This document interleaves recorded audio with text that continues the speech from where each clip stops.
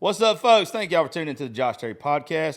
We are here in Nashville. I'm just going to go ahead and tell you right now, if you're sensitive, if you're soft, if you're easily offended, if you're a fucking snowflake, whatever you are, turn it. Turn it now. I've already got your money because you've already downloaded the show. Turn it, because you're not going to like this one. But we're going to love it. If you want to hear some fucked up shit and have a good time and laugh your ass off, I cannot wait to introduce you to these two. I know one of them's been on the show before, but one I've been dying to get on the show. I got Mr. Ryan Nelson, the fucking real deal Florida man. You're literally what I think of every time I think of Florida man. I'm glad. I love it. Yeah. And then my boy, just Justin Andrews. Yes, sir. I love how you dress. I just want you to know that. I wish. You got impeccable style, Justin. He does. Oh, thank you. You're always smooth as fuck, dude. Do you know who Uncle Laser is? Yeah, yes. I met him one time at Losers. I seen him at Red Door the other night, and he walks up and he goes, "Hey, brother, I just want you to know that everybody in here might not know just how goddamn flashy you look, but I do." And then he turns around and walks off, and he's shaking his hair. I still ain't figured out how much I like that guy yet or not. Like, I have not had enough conversations with him. I've only had one, to be honest with you, the thing after to see him. Oh, and by the way, David McMahon, make sure you show your pretty face. Hey, what's up, guys? He's helping me out doing camera today and being on the show. So there's no way between the three of us I could work the camera and do this at the same time. So I appreciate it, Bubba. Yeah, man. Yeah, that dude's funny as fuck though. Like I like him. You know how like when, especially you two, you know how when people come to Nashville that are trying to be artists or whatever, you still try to figure out if that's them that you're hanging out with or their character. Yeah. With him, I think it's really him. Like from what I've seen on social media, I think it's 100% him. Yes. I just haven't been around him enough yet to figure it out. You can't fake that. And like me, I mean, I'm always me. That's just me. Like, you can't fake it. There's no I can tell because I'm just as crazy as that bastard, and I'm like, no, you can't fake that. You know. Well, when he showed up, he had on these white snakeskin boots. He had his hair all flared out like he always does. And then he had on a cut, and it's colder than shit outside. And he's got a cut-off Shania Twain T-shirt on. And I'm like, come on, baby. Let's go. He has to think I am a fucking dumbass. We went to, I guess after the CMAs, the last ones that they did, we went over to the private party or whatever it was at Losers, and he was there. And I got to talk to him for a minute. And I was like, hey, dude, I'm a fan. I do a podcast. Love to have you on it. We've got some mutual friends or whatever, but I've never met you. Yeah. And he just looked at me like, I don't fucking care. And I was like, oh, okay. Well, I like you, and I know that you probably, especially with podcasts, everybody's got one. So unless you like see somebody's credentials or you see them talking to somebody, like I get why somebody be like, well, I don't care. I don't. But also too, he wasn't mean about it or nothing. I just feel like that Nashville has got so like to the point when it comes to podcasts and stuff that everybody is yes, you're competing, but like now everybody thinks, well, I mean, hell, everybody's got one. You know, everybody's trying to get somebody to be. But the thing about it is like you have to do things that are interesting. You can't just sit down and be like, okay, let's just have a conversation. Like, I agree. And see, that's where like with mine, I don't just have artists on. So I have like all walks of life on mine. And what's fucking weird is like where ours is ranked and everything, when we come to town and I tell people about it, I'll be like, hey, look, we do this. We're in the top 1% in the world. Yeah. Like we've been as high as number 73 at one point in time. Like we've done some shit. Like we've got acknowledgement and some other stuff.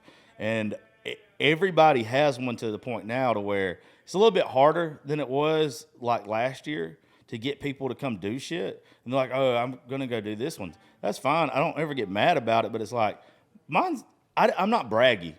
So, like, I don't go to a bar or meet people. You got a fan base, though. Yeah, and it's like, I don't want to just sit here and throw my numbers out to somebody in person because then I feel like you're a cunt. I would say, like, okay, so let's say it's the songwriting game because it's not a whole ton different, right? There's, like, gentle ways to let people know that it's fucking legit. Yeah. Right?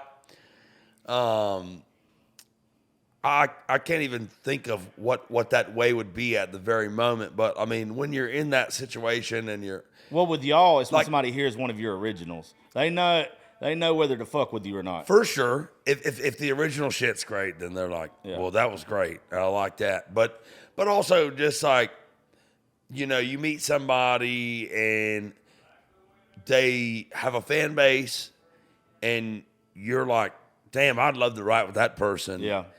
You know, and be able to, in my opinion, I mean, I'm like the kind of way that athletes are where they're like, I'm the fucking best. Like, I'm not going to say that to anybody, but in my head, I'm like, I feel like I could give you one of your best songs to any person. See, that's how I am. Because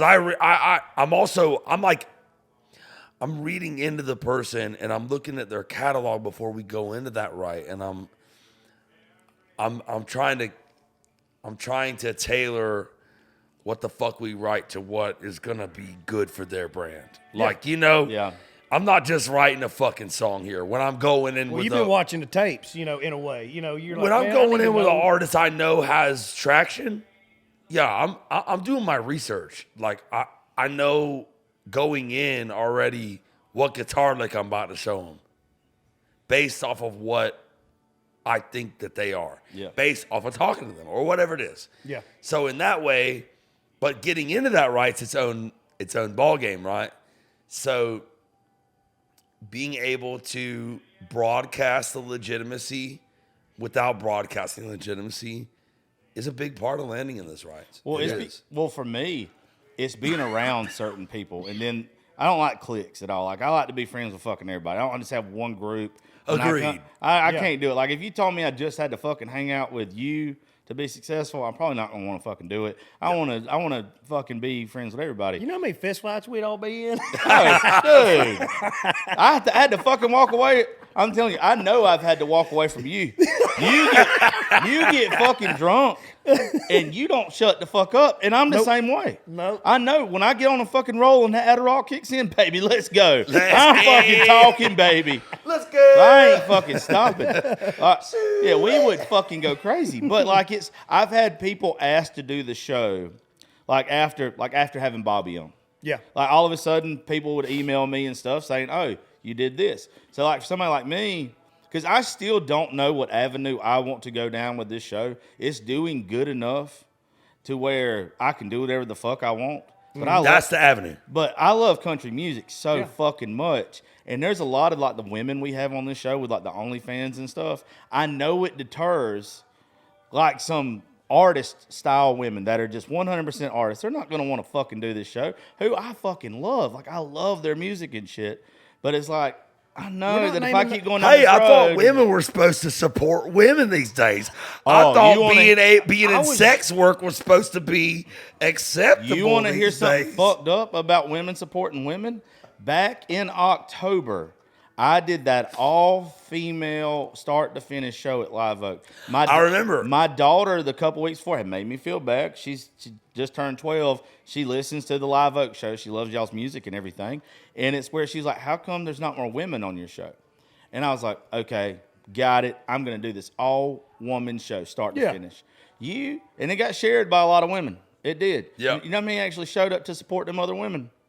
It was our slackest crowd we have had at Live Oak ever. And there was so many women that commented on the videos and stuff that we put out. I can't wait to hear her play. I can't wait to go support her. Or so-and-so and all this. And it was like, why didn't you show the fuck up? Because women fucking hate each other. Buddy, Let's be honest here. They're like, buddy. support women. And then they're like, oh my God, that bitch's style is terrible. And like, dudes are, like, I'm not trying to be that asshole, okay? Like, You can be that I have asshole. a mom. I have a girlfriend. I love women. If I didn't have women in my life, I wouldn't be here. Okay, Oh, absolutely. So Of course, like that's for any of us really.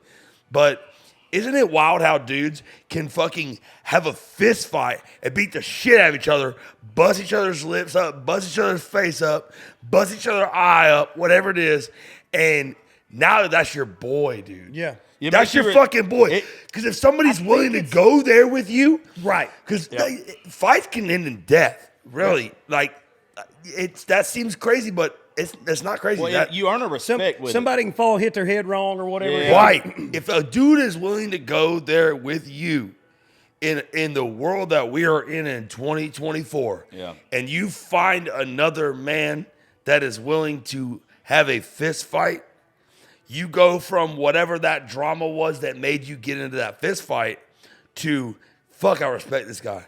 Yeah. Because so few dudes would be willing to do that right now. Well, and I was just talking about this exact same thing 2 nights ago.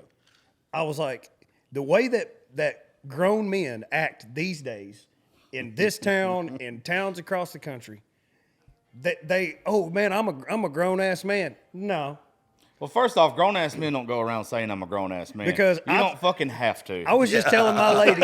I was just telling my lady the other night. I said, where I grew up, I was like, if people acted that way, I was like, you'd see. I mean, you can go to Oklahoma City and go to any of my buddies' bars in Oklahoma City that own these clubs, and you will see 3 or 4, 15 people per side fight every weekend. Yeah. Yeah, totally.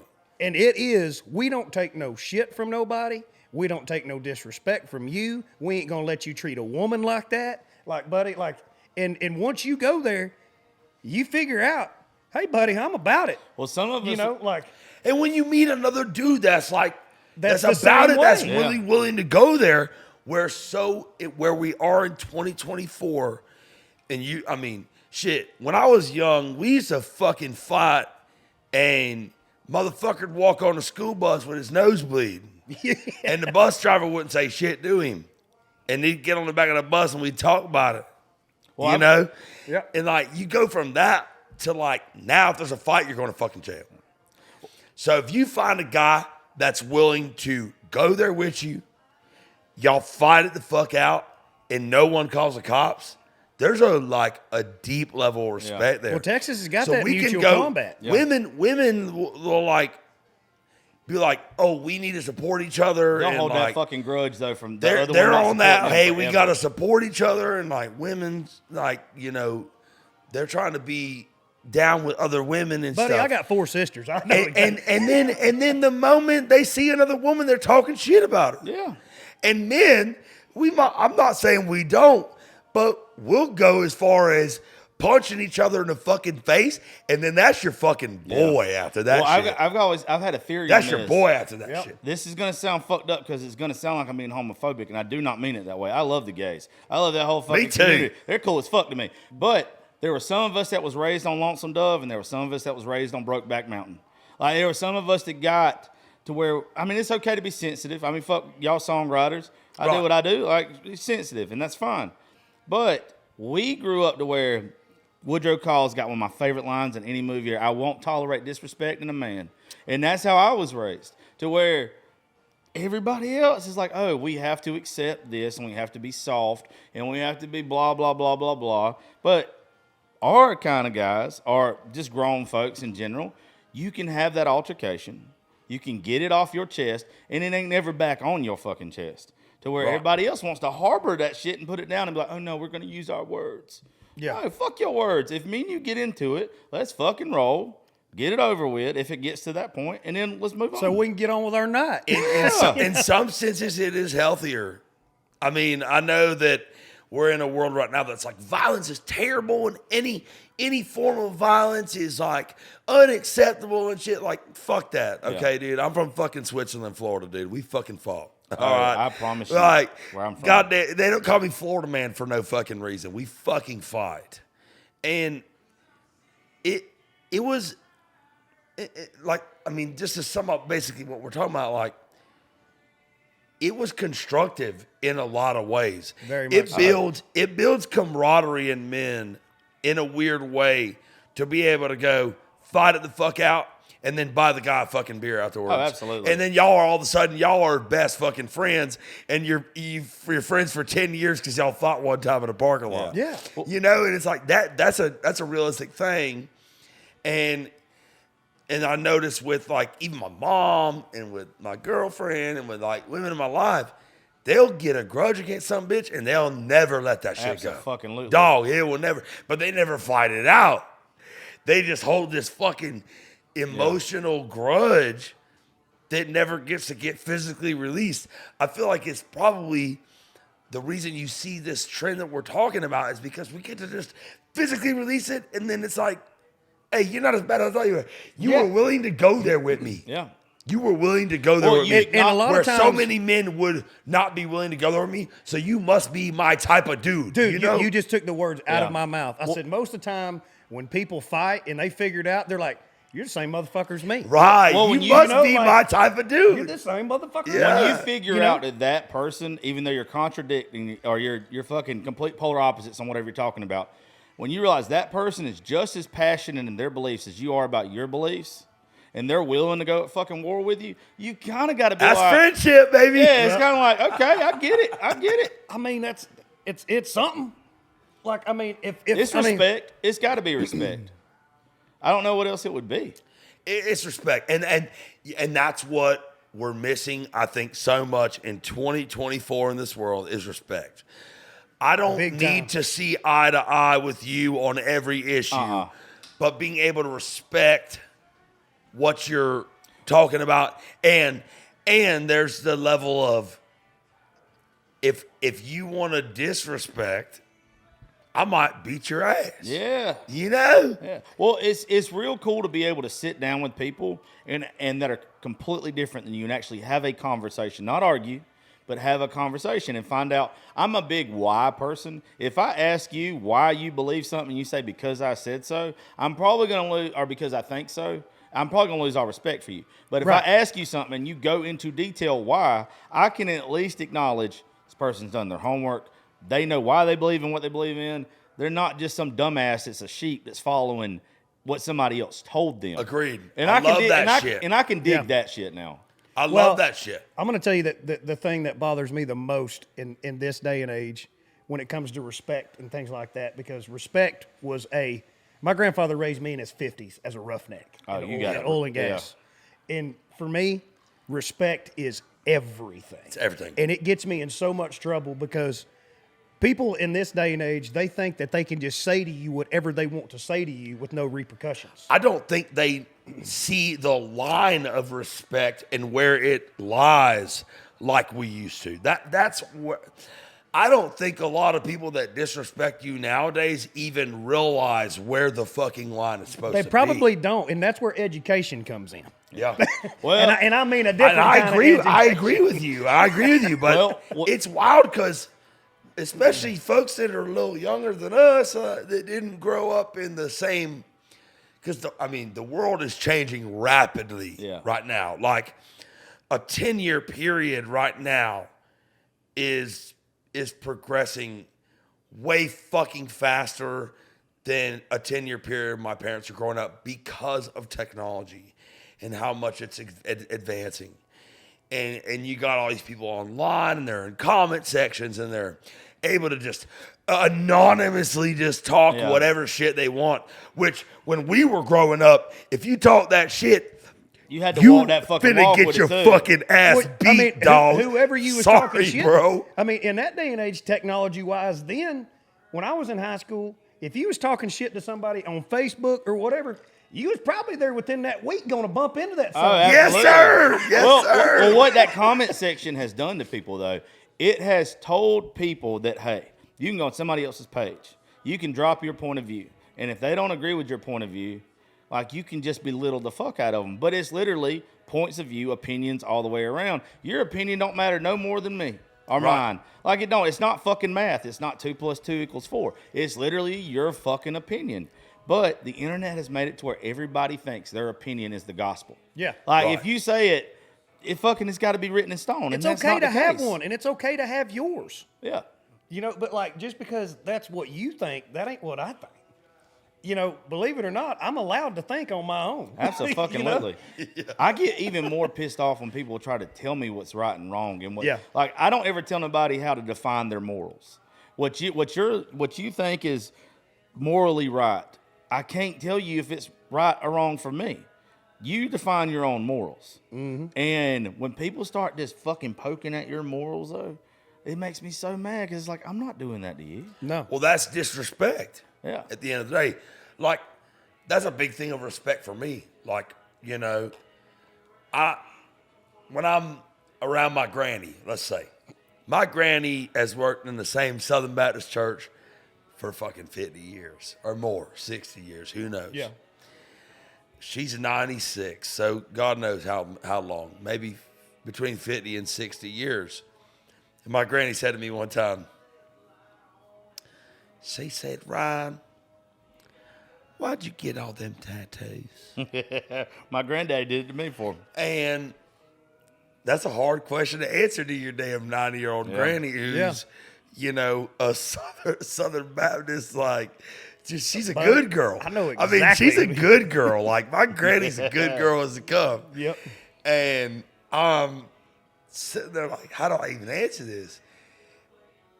But you know what? The first thing that comes to mind when I answer it is what's a respectful way to answer this?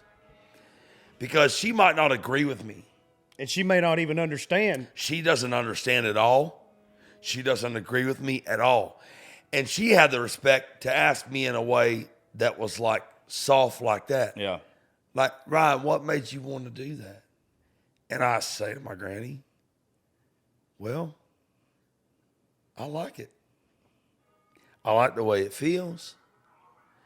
I like to wear, I already, as men and as, you know, as even as young boys, when you're, especially as young boys, you earn some scars. Yeah. You wear them on your body all the time. I got plenty of them. Oh, you ain't lying. I'm covered in them. So tattoos is the same thing. You know, we're just like I wear scars to my skin. You know, they like my granny's whole thing is like your body's a temple. Yeah. Right. Okay. Well, my temple's a ragtag some bitch in Tijuana, Mexico. Okay. I'm right fucking with you, boss. I don't know what to tell you. Well, like it might still be a temple. Yeah. But it's been scarred up since I was. It's got a couple holes in the roof. It's been, it's got been, a leak or two. Yeah. It's been scarred up since I was young, and this scar here or this scar here, whatever scar, ain't no different. But in this scar, I got to choose that scar and what it meant to me. Well, think about it like this though. Your granny or any of ours or whatever, because I'm 36. I think me and you same age, and then you're 32. Yeah. Think about it like this. They don't understand our tattoos the way that their parents didn't understand when they started listening to rock and roll. Absolutely. Yeah. Like it's just they just don't get it. Like you're never gonna get it. They thought fucking rock and roll in the 50s was the devil's music. Oh yeah. And now we do got the fucking devil's music left and right. They would have their brains would have exploded if they'd have fucking heard Little Nas X or some bullshit. They literally have like Satan worshiping conventions now. Yeah. In Vegas and everywhere. And I'm just it's a whole thing, you know. Oh yeah, we're so fucked. But you know what's so interesting to me about that point? This is my point about the whole Satanism thing. I've met some people. I mean, I've toured around most of my life. I started doing music when I was 14. Started touring when I was 16. I could drive. I toured around, you know, pretty much my whole, you know, since 16 years old. And I've met a lot of people. And I've met some people that, you know, are like, I'm satanic, and I, you know, study the satanic Bible or whatever they call that thing. And I can respect it because, like I said, like we said before, respect. Like, I don't have to agree with you. If you can tell me why, I'm definitely not going to like it, and I'm probably not going to be your best friend. But I'll respect. I can if you got the especially. I'm a Christian. I ain't a damn good one, but I'm a Christian. I love the good Lord, and He loves me. And I'm passionate about it to where I try to talk about it as much as possible. I feel like it's what you're supposed to do if you believe in God. But if they're just as passionate and they can tell me why, I'll respect it all day. Yeah. That's my thing. If you can give me a damn reason why you believe what you believe and it's legit, that not even legit, like it has to fit my standards of what I find legitimate, but you have clearly looked into your opinion. You make a rational argument. Right. Well, I respect that. But the thing that with the satanic thing is, to me, which is so funny, is if you're talking about Satanism and you're talking about worshiping Satan, then you're obviously involved in the dichotomy of God and Satan. So you clearly believe in God. And you're telling me that you believe that you worship the anti-hero in the same story that We believe. So like, it's almost counterintuitive to me to be like, I'm a Satanist. I'm so different. And I'm like, you're literally buying into the same dichotomy we all are. But okay. Hey, you're just in the second chapter of the same book. Yeah, I think it's the same shit. I think the reason why people do that for most time when it comes to Satanism, I think it's because it gives you an excuse to do whatever the fuck you want to without feeling bad about anything. Well, about there's a whole thing though. See, there's a whole thing that they Yes. I've talked to some of these, like, there's the Wicca thing. They don't necessarily consider themselves like Satanists. And then there's like Satanists. You have like their Satanic Bible. Yeah. And they're like kind of close to each other. One's more like we're witches and we do witchcraft, and one's like we worship Satan. So like maybe the witchcraft version, the Wicca or whatever, is a little less buying into the Abrahamic dichotomy. Yeah. But the Satanists are absolutely like, you have to believe in the God of Abraham to believe in. Yeah, in you're Satanism. if you believe in Satan, you're still drinking the Kool-Aid. Right, yeah. Well, you know how like it's a struggle. You're still drinking it either way. What's kind of funny about it to me is you know how like there's a struggle if you're a Christian to get to heaven. Like you feel like you got to battle like every day to keep like some vices down, to follow the 10 Commandments, like stuff like that. I guess if you're a Satanist though, you know without a doubt you can fuck up all you want. You know where you're going at the end of the day. Like, hell yeah, you're going to see your guy. Where the fuck you want to. I'm gonna say Your end goal, there's no way you're not getting there. Yeah, I mean, I remember when I was in high school when all the emo stuff hit the streets. Oh yeah. The Hot Topic people. And all Oh, this I stuff. was involved in that shit, but I was more in the hardcore side of it. Like Yeah, I mean, heavy music. when Like you were. Yeah, more so than like emotional punk. I was playing like really heavy shit. Yeah. But our sort of like worlds definitely collided. And a lot of my friends at my school, because it was a lot of people like the Satanists and stuff, to where it's like, I just want to be so different that I stand out. Yeah. And so a lot of those people, like they would listen to all this stuff and they'd say that they worship Satan, they do all this stuff. And like my thing is like you were talking about earlier, I don't judge anybody. I mean, who the hell am I I was to probably judge? pretty fucking judgy in high school when I saw that shit. Who the hell am Ain't I? gonna I mean, lie. oh, trust me, my grandmother would throw the book at him if she, Yeah. you know. Buddy, I'm telling you. But one thing that my grandmother always told me, and I got a tattoo story about my grandmother too. Yeah. And it's the best. But my grandmother always said, son, their handshake with the good Lord is their handshake, not yours. Well, I like to say, You know, and it was That's a good way to put it. I like to say would just- whoever like is arguing with me or like trying to convince me I'm wrong on something, or if I feel like what you're doing is different and I don't believe in it, I always like to remind myself, in both of our stories, neither one of us is the judge, the jury, or the executioner in our own case. You're not the defining thing of my life. I could live however the fuck I want to. Your say-so doesn't really affect me. The only way it affects me is if I allow it to. I'm probably not living right, but I know that.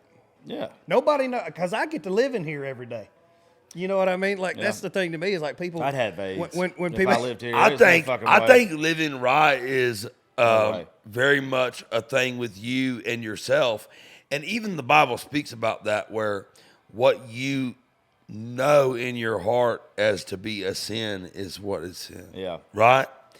And I think that leaves room for a human to be a human, because like this, you know, like super conservative lady in your southern small town might see your lifestyle that you're living as being like extremely sinful. But if you are not feeling that way because she's, you know, 40 years your senior and she's thinking that rock and roll music is the devil, you know, and Well, like the two just don't compare. and you might love Led Zeppelin, you know, Yeah. and like I'm thinking of even my parents' era in that way, but But you you know, can also say, and then- but you and then love from Conway. My era from theirs was a leap as well. So it's like in the Bible it talks about, you know, your sin being a personal Yes. thing. Yeah. Well, So what you view, like, if I was a sexy chick would I not have an OnlyFans? I would have a fucking OnlyFans, motherfucker. Yeah. I would. My asshole would be I everywhere. would. I thought about having an OnlyFans just to jerk off to gay dudes. I'm right here with you. Just give me some money, you know, your shit. I'm already Just, doing this shit for free. I'm gonna jerk my dick anyway. I mean, I might as well jerk it off for some gay dudes. Hell, you can make $1 million just feeding the geese. Just I've already fucking went broke doing it. I might as well make it's something. the same thing as going and buying a loaf of bread for the pigeons. What the fuck did you just say? I'm a jerky for the fucking dude. Oh, shit. It's like tossing bread for pigeons at the lake, you know. So I'm just providing for the family out here. Hey, if they're willing to pay me for it, why not do it? Yeah. You know, I get it. and but that doesn't feel like a fucking sin to me because I don't I'm just think a it's a fucking sin. dude. I don't think so. And there's a bunch of look. God didn't give us sex and sexual feelings to fucking feel bad about them. I'm sorry. Maybe my granny thought that. I don't think that. Yeah. Why would you make? And my mom's in biology and pharmacology, and I grew up with a biologist mother in my house, and we know the essential fact of life is that the entirety of life is based around sex, all of it, the entirety of life. Well, if you're Everything about life and why it exists is based around sex. Now, the Bible talks a lot about sexual immorality, and I'm thinking from my granny's perspective here, you know, where she's thinking like, oh, sexual immorality, and this is immoral, and this is immoral. But that ain't your fucking place to tell me what's immoral. No, it's not. That's all I'm saying. That's for Jesus. Yeah. You know what I'm saying? That ain't, and I think my granny knows that too, you know, to an extent, because she's a good Christian woman.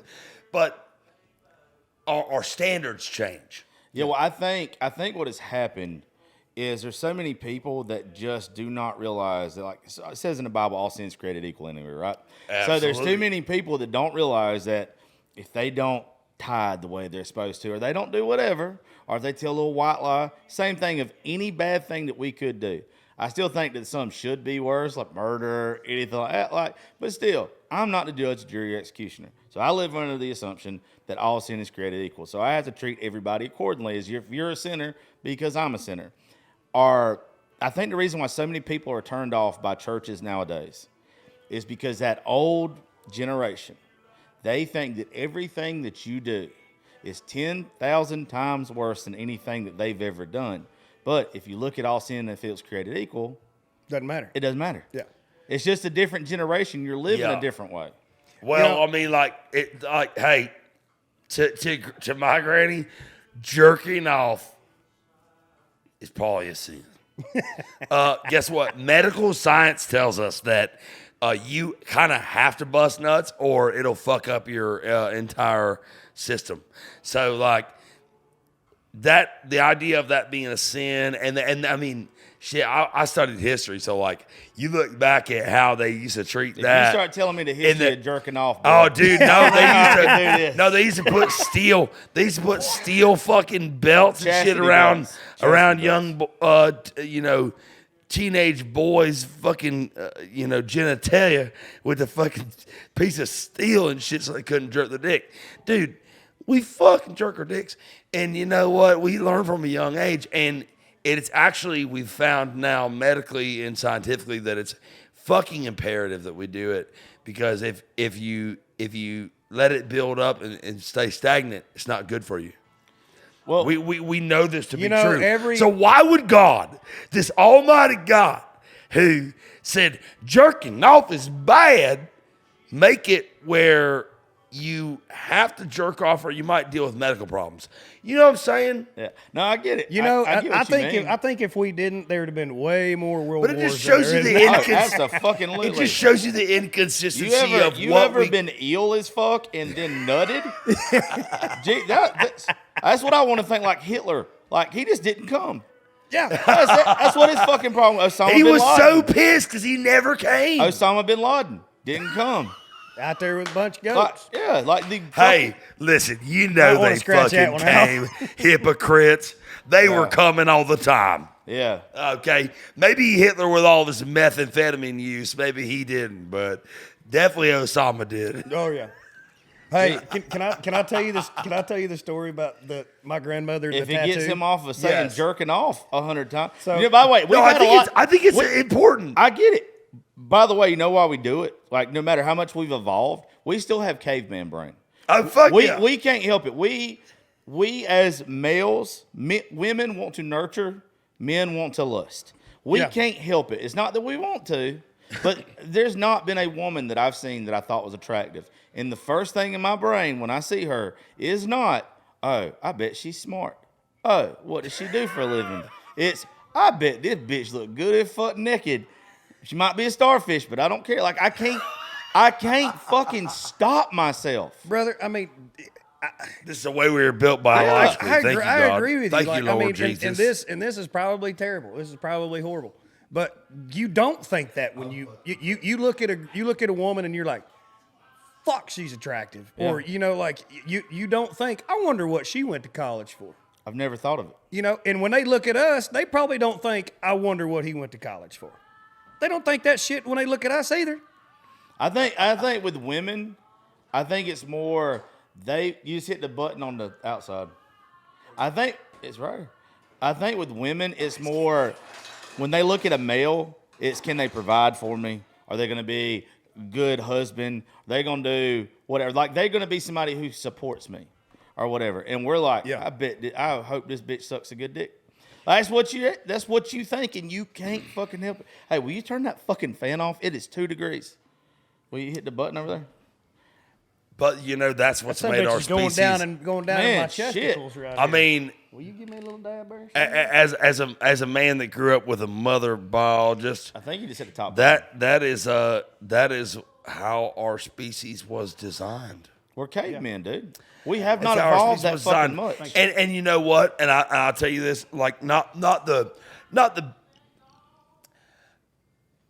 ugly side of that dichotomy, but the part of it where there's a part of it where women like that about us. Oh yes, of course that they do. Like they don't like the fact that men are looking at other women and going, oh shit, I need that. Like they don't love that, obviously.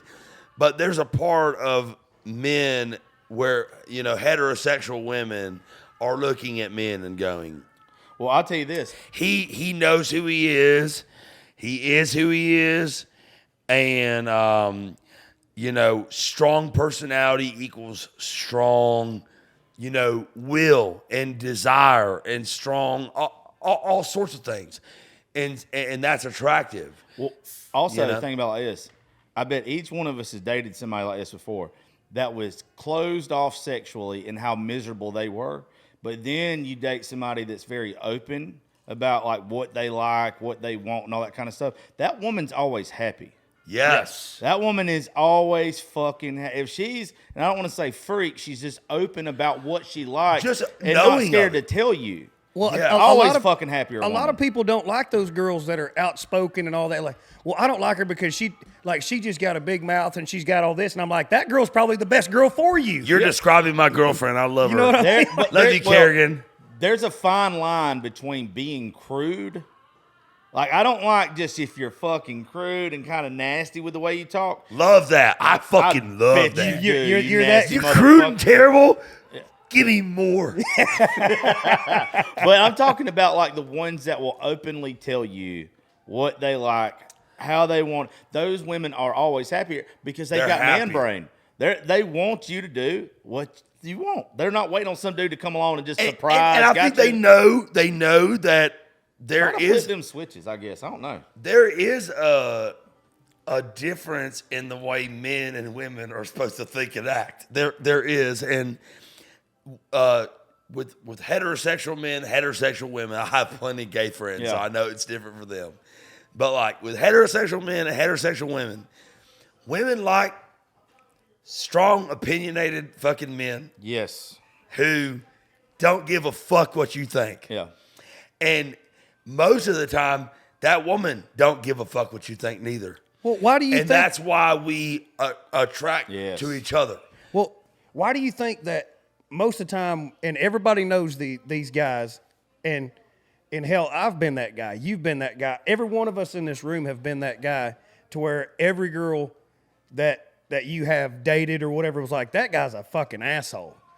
And then the next thing you know, y'all She's end up dating that dating. fucking asshole. Y'all end up dating. You doing whatever because every guy's went through that phase to where I don't give a shit what anybody thinks. I don't give a shit what that girl thinks. I don't care. I'm just gonna be me.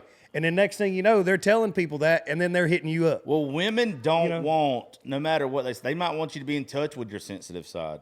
They might want you to be aware of their needs, but they do not want you to be overly fucking sensitive or feminine. Like a woman doesn't. The reason why we've got the other communities that love what they love and everything is like two feminine guys make sense together. Two women that are kind of strong-willed that end up being lesbian, they end up together. It makes sense. I get it. But a woman does, if you're a woman to the core and you don't want a guy that you're going to have to worry about if somebody came up and tried to rob you, that guy's going to go, oh no, and run away. Right. Like you want a man. And that asshole is usually a fucking stand-up fucking man. Yeah, yeah. Yep. And honestly, like, you know, that in our father's generations and grandfather's generations, being able to show the sensitive side was maybe a sign of weakness. Yes. Yep. Where now it's not only not a sign of weakness, it's like if we show the tough side, we're misogynist and we're whatever. What's it called? Overpowering and toxic controlling. And But I would say that, like, with that change comes, women still like the rough side of shit, but if you're able to be as rough of a motherfucker as you need to be when it comes time, and as cool and empathetic and sensitive as a dude, as you can be, that's a great thing to be. I would say, like, men before us didn't get to experience that because, you know, having emotion and crying about shit was like not acceptable. Yeah, we were told to put a fucking dirt on everything. Now we can be just as like, I don't fucking put up with bullshit. My grandfather and my father's sort of perspective has influenced mine. Yeah. But I also know how to cry when it needs to happen. Absolutely. Or, you know, be empathetic to a situation that clearly deserves it. That, in a way, that's made us evolve to an even better shape than It's evolution. No, it is 100%. Than the men before us. Do you think about all the men, our granddaddies and our daddies' ages, that were unable to actually talk about the things that were bothering them to the point to where it ate them alive and it became cancer, it became just... And they died at 68. Yeah, because they just... like, yeah. Imagine what their podcast would have been like. oh, man, I would love... Well, I shot 18 holes of golf today. Buddy, I would What love... about you, Roger?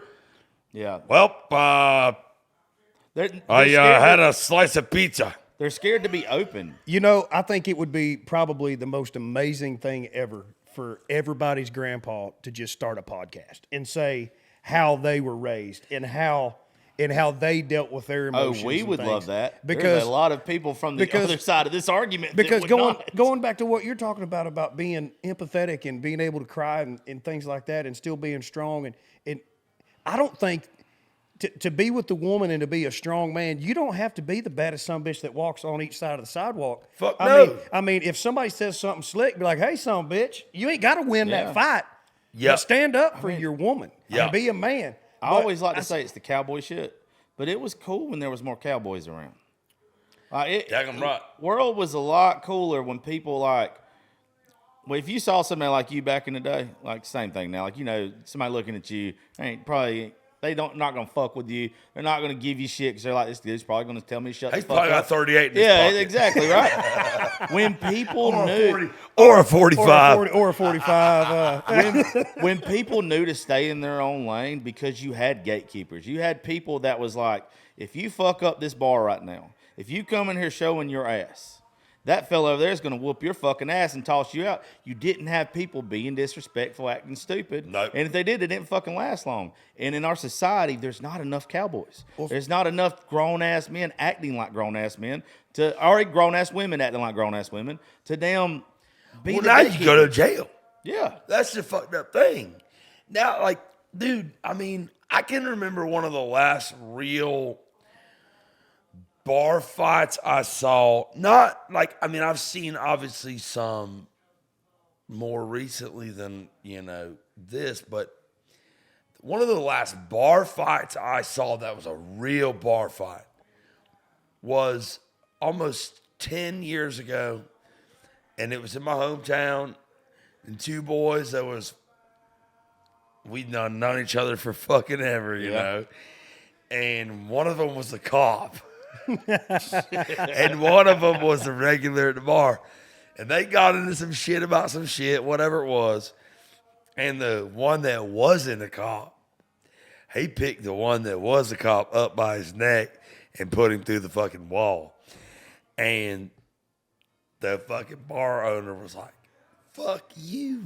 You cannot do this in my bar. I got to fix that now. And now I'm going to have hate they from the went cops. outside. They went outside like it was about to be a fucking fight, and they hugged it out. And it was like, it was one of those real bar fights where that could have turned into something more, but we're also in a small town and we know each other. Yeah. Yeah. You know what And I've always... it was real, and it was like, no cops got called. Yeah. Cops never came. Yeah. My motherfucker put a guy that was a cop through a fucking wall of a bar. Like, he took his neck and put his head and back and ass through a fucking wall. And he had to come back and fix it for the bar. In fact, that was the deal? Yeah, that was the deal. He's like, I ain't gonna call the cops if you come fix it for me. And that was how it used to be, you know. And you just can't get away with it anymore. And that, I think that is harmful for men to not be able to express these things, because then those things just get expressed on the women. And they as love. artists, we definitely, You're right. and as public figures or people that have shows or people that are trying to do things in this life now, like, I mean, if I got in a fight in Midtown or something like that, or get arrested or whatever for public intox or whatever, just living a day-to-day life and living in Nashville and stuff like that, that's the end of us almost. For y'all, it is. For me, You know, like to get in a fight in Hey, Midtown or cancel me, something, assholes. well, see that. Well, You know, it's just like, that's it. Yeah, that's it. I get that, but at the same time, too, I feel like if you do it and you do it under the right how I told you a while ago before this thing started, that like every one of my heroes, everybody I look up and I idolize has got a fucking mugshot here. Yep. I want a mugshot here, but I want it for the right fucking reasons. I want it that something was going down. I acted like a grown man should, regardless Whoop of his ass. Yeah, like Whooped his I've ass. never. In jail. Whipped his and ass. it's, and it's probably some mental health disorder that I have to go along with the rest of ones that I know that I already got. But I don't think that I think for all of us in this room, all four of us, I think if any of us saw a woman and a dude was putting his hands on his woman, I don't think that we would stop and think about the consequences. Without a doubt, that we would would not stop fucking and do think. it. Fuck no. Now, if it was just some little bitch boy talking at the bar, yeah, you sit there and you think about it for a minute. You'll think about your career or whatever. Like this dude ain't fucking worth it, and that's fine. But none of us would back down if we were put in a situation to where a fucking grown figure was needed. Have you heard about the bystander complex? I don't know what that is. So, like, if someone's going through something dire, like whether it's like someone's having a heart attack, or whether it's like a woman's getting beat up by her man, or whether it's whatever it is, something dire, right? There's a thing in psychology called the bystander complex, which is everyone will more than likely stand around and wait for somebody to act. Okay. Right? Yeah.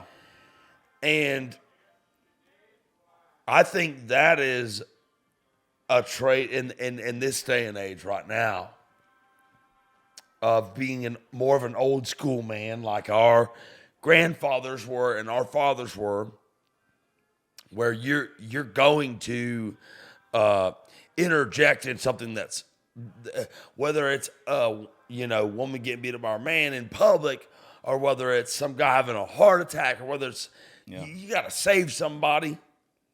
That seemed like way more common with our grandfathers and fathers, where they would just go do that. And maybe the bystander complex still existed in their era too, just like it does in ours. But the idea that people will see something fucked up go down and not do nothing about it, expecting somebody else to. Well, I think the older generation, I think it was definitely there because you still had the civil rights stuff. You still had a lot of shit like that to where everybody else, because like I've got family members that are old as hell that didn't help out with any of that stuff, but they wasn't racist. They wasn't a bad person. They didn't know how to address it. They didn't know how to help without making them. It was new. Right. It was uncomfortable. And that was a wild time too, with all that, where it's like, how do you? You don't know how to navigate it. What do you do, really? And now it's completely different, though. The people that act that way, they're thinking about the consequences before they act. To where, like, people like us, I mean, you might call it hot-headed, you might call it whatever. I think it's a good thing that you got people that'll leap before they think. Now, yes. It'll get us in fucking trouble. Society needs those people, Yes. though, because of that bystander complex, which I might be quoting that wrong, what it's actually called psychologically, but It sounds right. What I'm talking about is a real thing, and people will wait for that person that's going to jump. And like, this sounds super lame, but I grew up in Boy Scouts like my whole fucking life. I'm an Eagle Scout, and like one of the things that you like get taught when you're doing that, because it's basically pre-military. Yeah. The guy that started Boy Scouts was a guy that was a military general, and he wanted to prep young boys to, by the time they got in military age, they already knew all the shit going on. It teaches you how to be a leader of men. Absolutely. And one of the things that we talked about a lot in doing that was not being a bystander. Yeah. When the bystander complex kicks in with everybody else, you're not one of those people. Yeah. You're going in and helping. You're figuring out a way to save this person, or to whatever it is. Because the bystander complex goes into many different factions. I think with that, in the modern day, it ain't our grandparents' generation anymore. It's so rare that nowadays, instead of, like, it's crazy, instead of the person that's thinking their whole life, I'm not going to be the bystander, I'm going to act, the person that's not the bystander is pulling out their phone and filming it. Yeah, buddy, I can be in Walmart, and you can ask my lady, this has happened 1,000 times. I can be in Walmart watching a guy yank his little boy or his little girl too hard, or I can be walking down the sidewalk and somebody yanks their dog too hard, or something like that. And I'm like, he yanks that boy like that again, I'm going to wear his ass out right here in Walmart. Yeah. Well, you might, that boy, if you whooped his dad's ass, he might think of you as the hero of his life and want to be more like you for the rest of his fucking life for beating the shit out of his terrible fucking dad. Well, a lot of people, and that's fucking awesome, I think. I've just always, my grandfather, dude, I'm going to tell you, when I was probably 12 or 13 years old, we was at the State Fair of Oklahoma, and we're walking down the Midway, and these two little kids get in a fight. And when I say little kids, they was a little bit younger than me, and I had to have been a teenager. And my grandpa took his belt off and whipped these two strangers' kids' ass.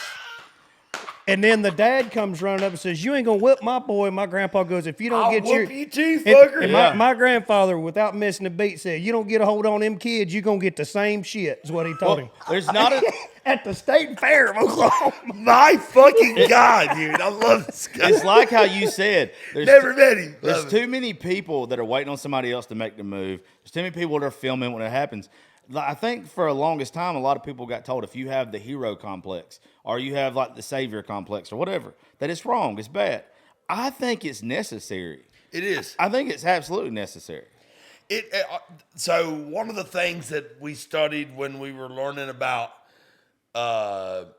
this kind of topic was a situation in New York City. It might have been in the 80s. Maybe it was early 90s. I can't exactly remember, but it was something that we learned about in history school, actually. So it was a completely different context learning this story, but there was a woman in New York City. Maybe it was Brooklyn. Maybe it was Queens. It was not on Manhattan Island. You're away from people. And there's an apartment complex. It's a pretty famous story about the bystander complex. This kind of feeds into the idea of the bystander. Is this complex. where the woman got mugged and nobody helped her? She got stabbed to death. Yeah. And I mean, in the apartment building that was directly above her, you had, 60, 70 residents, probably, maybe more. And you had at least half of those that were facing the street that would have saw it. They saw it going on, and no one called 911. No one did shit. They just listened to this girl getting mugged and stabbed to death outside of her apartment and die. And when they asked, I think it was a reporter or something, the reason the story got so big. Everybody had heard it. Everybody had seen it. And the reporter asked, like, everybody that lived there, like, why didn't you call for help? Why didn't you get on there and help? And the common answer between all of them was, oh, I figured somebody else was going to, pretty much. Like, Yes. in their own words. Yes. Watch this woman And they die. had all heard it. It wasn't like they ain't dumb. We're people, dude. Yeah. We got ears and eyes for a reason, Yeah. We see shit going on around us. And no one did a goddamn thing. And that was something that, like, between my father and being an Eagle Scout and all these things was taught into me was like, you fucking do something. Yeah. Mm-hmm. They might not, but you do. You got to. But you do. And that's why we don't And wait to I've react. lived by that my whole life. Like, Yeah. they might not, but you do. Yeah. And I think that shit's important. And nowadays, you go and intervene in like something that's going on like that, and you might end up with a charge at the end of the day for neglectful CPR on a person. There's you a mug shot right there. Yeah. There's you a mug shot. I've got a feeling that's how I'm going to end up getting one. My Outback Steakhouse that I worked at, I saw 2 people damn near choke to death in my restaurant through my 10 years in the restaurant business. And my first damn restaurant, Sonny's Barbecue. I know y'all got them in Georgia. I'm a Sonny's guy. My first Sonny's table. So we went by row, right? 1, 2, 3, 4, 5, 6. Seat 2, 1, which is row 2, seat 1. Somebody died of a heart attack in that seat right before I started working there. So there's like, are we going to see his ghost at seat 2, 1, But, like, I didn't even know that was a thing when I first started working in business. Like, people die? Yeah. Yes, people fucking die in restaurants from trying to swallow shit that's too big. All the time. And you, as me, who's, like, raised that way, like, everybody else could not be doing shit. You do, though. You're the kind of person that does. And I was brought up that way. And I had 2 people in my time as a server choking to death at their seat. And my instruction by the restaurant was to not touch them. Nope, can't Because do they'll it. sue the restaurant. Really? They'll sue the restaurant. I didn't know that. And they'll sue me. I'd Yeah, well, you I'd just- have to get sued. I'm about to say, I you ain't just gonna- like sue no, me. I like- ain't gonna let nobody die. Dude, If I I can mean... You gonna sue me then? Dude, one time, so the first time, dude, this was some crazy shit.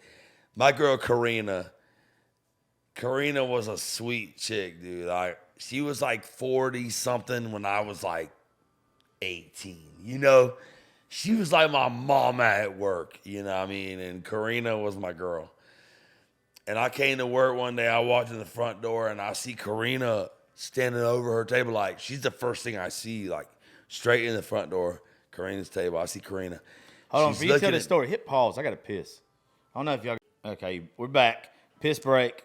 We had to talk some real shit for a minute. But no, what I was saying is across all of the boards with that, as far as you being a musician, if they're listening to this, they already know you're a musician. They want to know who the fuck you are. Like, right. And I think there's too many people that are actually scared, whether it's something that I do, something that you do, or whatever, to let out the realness because you're like, oh, some people's going to talk shit or whatever. But the fans you build that make a connection with you and your realness, it's like, even, I can't sing, but when I hear you sing a song that just hits me to the core, I feel like I can relate to you. I feel like I want to hear everything that you have if you're relatable to me. Yep. Well, you can't sing a song all day, every day. You can't put out a new fucking song all day, every day. But you can put out who you really are. And then that's where people are going to identify with you the same way they identify with a song. And then all of a sudden, you're not just their favorite artist. You're one of their favorite fucking people. Mm-hmm. And that's how you become their favorite artist, by becoming their favorite person. Yeah. We've talked about that shit for a long time. Like, when I was coming up in town, I was in the same office with Luke Combs and Riley Green and Muscadine Bloodline. And I credit all those guys for helping me mindset-wise, helping me know what it looks like to be the thing that's about to happen. You know, you can't help but notice. And the times that I got to have with those guys where we're just talking that real shit and like getting to know each other like on a real level was like, that's the kind of thing on a podcast. Like, you know, back then you wish you could have got that perspective on these guys. Yeah. But at the same time, as the artist or whatever, you worried like, damn, are they going to cancel me? Because I said, I don't think you can get canceled anymore. X, Y, or Z. And I'll just tell you right now, I'm uncancelable because I don't give a fuck what you think. I ain't signed to no label. I ain't signed to nobody. I got a gold record. I never signed a fucking deal in my entire life. By the way, congratulations. I heard you say that the other night. What is it, Live Oak, last show you played with? I never signed a fucking goddamn publishing deal in my entire life. I got a gold fucking record. Well, so I never gave a fuck what anyone thought anyway. And, you know, thank God for that. Thank you, Dad, and thank you, Lord, for instilling that in me. But, you know, I think now I'm like, sometimes I try to be a little political. Yeah. Where I'm like, well, you know, I am an asshole, but do I want everybody to think I'm an asshole? Not really. So maybe I'll try to hold my tongue and shit. And now I'm just like, dude, cancel me, dude. Well, Look what it did for Morgan Wallen. I don't think anybody can be canceled anymore. I think your social media can be deleted. But I think when shit like that happens, I think you build a fan base. And I'm not talking about Morgan's thing or whatever. I'm talking about people just getting to know you and getting to know your beliefs to the point to where it's like, to where you line up with it. Like, it's like, I fucking get this guy. I want to listen to his music because I'm supporting someone like me. Anytime you've ever connected with a song as a kid or whatever, it was because it made you think about something in your life. Yeah. Totally. And it's the same fucking thing when you're talking and hearing somebody on a podcast or seeing them in person. When they say shit, you fucking want to. I've never met Cody Johnson a day in my life, but I know for a fact that's cool my fucking guy. Yeah, cool. Like, that's my dude. The shit you see on social media, the stuff that he posts, his songs that he puts out, he is the kind of dude that I'd go to fucking war for. Yep. And I don't know shit about him. Right. Besides for just that stuff. And that's the same way I feel like every artist has to be. He's not thinking, he ain't never thought, hey, if I say this, am I fucked? But he's not also saying shit that no one else is thinking. Well, he's not so far right or left. He's just literally saying what everybody's fucking thinking. I think that a lot of it is like when it comes to Cody Johnson and a lot of those people like that, like, and there's been a bunch of people in the last few years, famous touring artists that have been around for a long time that are still touring to this day, to where they get wasted at 3 o'clock in the morning and they get on their Instagram live or they get on whatever, and they say a bunch of shit and they get their ass in trouble. I think people like Cody and all that, they're like, Cody's a cowboy. Yeah. You ain't gonna catch him. And that's it. You ain't gonna catch him at 3 o'clock in the morning drunk on a live somewhere. No. Yeah. You know, like, I mean, well, people always try to catch me on that shit. It's easy. It's easier for people like that. Cameras come out. Because I don't think that, it will never cross his mind at the end of his day when he's been drinking, let's get on live somewhere. He don't give a shit about even if he you got to be careful who you hang out with because people will try to throw you on. I've been thrown on we some all have. Snapchats and some bullshit. Snapchat where I was the fucked worst. up and talking my shit, which. Well, then you got shitty friends because we've all fuck. I mean, we've But all. even then, I'm not gonna talk some shit I don't fucking believe. Yeah, but it's the way. Do I want people to know what I believe all the time? Maybe not. We used to never tell people who we voted for, what we thought politically. Yeah. That was because it wasn't nobody's business. And religion you keep out of conversation, you know, and that's a smart decision. So, you know, now in this day and age where, you know, we all have our own views and like we all think about stuff, and we might say to our closest friends what we really think about a specific issue. Yeah. And that's where we get in trouble because, you know, I mean, average 50% or somewhere close to that aren't going to believe your perspective on what you think about an issue. Yeah, but if you look at it like this, that 50% is never going to be a fan of you, never going to support you, never buy an album, never buy a ticket. I agree, so and I it don't doesn't give a matter. shit. It doesn't matter. The people that listen to this show, the people that support me, the people that fucking like what I do. Yeah. If I was to start having, I know that there's going to be some people there Wednesday and they're going to know exactly what I'm talking about, but I don't care. I'm just going to say it.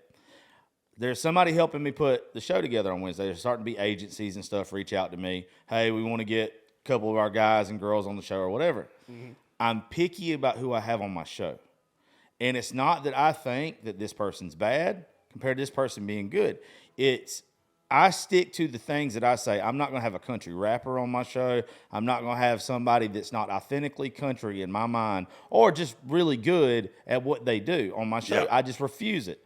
They had somebody and they were like, look, we want to put him on the show. He's got like 6 million TikTok followers and all this kind of stuff. I already don't like this guy as far as an artist goes. I don't know him personally, don't know shit about him, but I don't like that.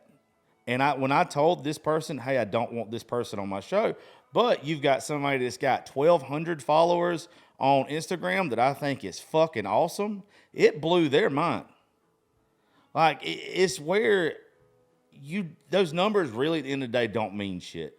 Like, talent, right. Y'all both know. Y'all both have wrote some badass songs. Y'all been around people, and you've seen people and like, why the fuck have they not made it? Why have I not made it? But this fucking clown has. Right.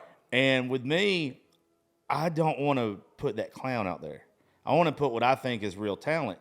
And it builds my audience where they trust me on my opinion. I was just thinking that. Like, I respect the fact that the people that are listening to you, they're letting you be their curator. Yeah. Yes. And like a big playlist would be. You know, where... You know how much faith they would lose in me, though, if I was to have on the show... After I've said time you and time have to again, curate as a necessity because of your fan base. Yeah. You have to curate. Well, I don't want to lose their respect to where if I had somebody like that on the show, or I had like there was a country rapper on a group show with us one time, and they literally asked me on the spot like what I thought about their music, and in the most respectful way, I said, "You're obviously selling tickets. People like it, but it's not for me." Like, I'm not going... How did that go over? He didn't like it, but he didn't dislike. I don't think anybody. Well, I mean, ever, how can you dislike it? That's like saying you don't like apples because you like Well, oranges. you know what's crazy to me? So, like, thinking about all that, because obviously I didn't love that fucking shit early on, but Yep. I have a Jelly Roll. I have 2 Jelly Roll cuts, and I like Yellow Wolf. So, you know, it's a weird topic for me, but what's so wild is in the countryest ass places, you got your fucking Cowboys, your Keith Whitley fuckers, your Merle Haggard fuckers, and then you got your Yellow Wolf, your fucking Jelly Roll sons of bitches. That is a part of country as Southern culture. I'm from the South, so I don't really know much about other cultures, rural cultures, like I do the Southern culture. But in the South, you know, we got a lot of black folk, man. We got 90% of the black population of the country in the South. Like, rap is a part of our culture. It's a part of a lot of people's lives. And so it's weird, like when it comes to like country ass living in the South, you got both of those things are sort of represented. And you might be like, yo, I don't really fuck with that, and that's okay. But like that shit is equally a part of Southern. There are certain ones that cross over. That is just so good, it's undeniable. But it's also I'm a Yellow Wolf guy. I do like Yellow. I was not like. There's one Jelly Roll album from back in the day. It's him and Little White, and I had that a long time ago. I like that. I've always liked the stuff that they've put out, or Jelly Rolls put out, that hasn't been more like hardcore rap. I don't really know how to define it, but this new stuff that he's came out with, and his story. If somebody was to walk in here right now and said that they didn't respect the fuck out of that man and just admire his story, where he's came from, what he's been through, what he does, and like see that dude's heart, they'd be a piece of shit. What I'm talking about is like when you've got people that are just so delusional by which everybody knows that there's a lot of people make shitty music. Yeah. But there's a lot of that shit that's with that community, and it gets. I don't think Jelly Roll, I don't think Yellow Wolf should be put into just that community. I know what you're saying. You know what I'm saying? Too. Like, I know what you're saying. But there are some that are so fucking bad. So bad. That it's like, how do you even consider this fucking I almost want to throw out like 3 names right now, but I'm not going to. Yeah. God bless them. See, I'm not even like, as far as his music goes, like Ryan Upchurch. But as far as what he does on social media, as far as him playing the character, as far as how he talks and how he's passionate about stuff, I've got a lot of respect for that dude. Me too. You're not going to find me at one of his concerts, but his fan base is massive. He's obviously fucking killing it. But he speaks a lot of the truth of what a lot of people. Yeah. He speaks a lot of the truth, but the thing about it is, I wish with him, and this is just my personal opinion. I mean, this is just from my standpoint. Like a lot of the stuff, I wish people like we was talking about earlier. People want to know the ins and outs of you. They want to know. Yeah. They want to know the inside scoop. They want to be inside your home and want to know what's really going on in your life every day. And that's what that's what they want out of you. But I think a lot of people... They want to feel like they're part of you in your life. But a lot of people out there, and I'm just using him as an example because, but there's a lot of people, and he's one of them that I've noticed that when his mother or something like that had bought a house in his name... I know exactly where you're going with this. Something, I'm like, man, much. This is too much that you're giving to people. This is your private life. Like that stuff... That I would never. I don't want anybody to know all of that stuff. Well, think of it like this. I mean, in a way, you know what I'm saying? No, yeah. Well, think of it like this, especially with him. Even though he is talented in what he does, it's just not for me. Like I can't take that away from him. When you've built your whole career off of social media, I feel like you have to keep feeding into it, and you don't know when to stop. Yeah, now, like there's a lot of people. Shock value matters. Yes, that's in what his career. That's what I was getting to. When you get to a point, because there's no way, like it's got to be the same way to writing a song. To be honest with you, like some days you just ain't got it. Some days it's just not there. If you're working in social media and you have a day that's not there, and there's low-hanging fruit for you to grab that is drama, and you know that if you grab that low-hanging fruit and you put some drama out there and your shit's going to explode that day, when you didn't have nothing at all, like when you're just having a bad day and you don't have anything, none of the creative juices are flowing, that low-hanging fruit gets a whole lot easier to start grabbing. Yeah. Right. Like, and you're like, oh, I'm going to get fucking how many more people following me today because of that? Well, I mean, honestly, like I've had to do that in a way, like, you know, being an artist, you know, the team is like, you know, you need to be posting this amount of days and you need to be posting at this time and all that. And as much as of a pain in the ass that is, like when you're doing it as an independent and you don't have somebody that can follow you around or do camera footage or, dude, that shit's big too, you know, man. God damn. But I find myself sometimes like laying in bed, like before I go to sleep and be like, what can I post tomorrow? And it's just what you're talking about. It's like, what do you have left that you haven't posted that you probably could post that you might need to or you probably shouldn't? Well, I bet it's the same way with the song as it is with me doing the show or posting content or whatever. It's never when I force an idea that I have a good idea. Right. It's always when something just fucking out of nowhere hits me and it's like, oh, that's good. But that's literally going back to the purest level of what you do. So I was having a conversation with a couple of artist managers before I came in here, and I brought this point up, and this is like, I mean, this is true of the music industry now. So like,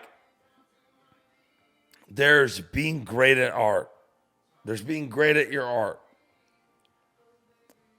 Great songwriter, you know, you're producing the kind of record you want. It's coming out sounding like you want. There's great at art, and there's great at marketing.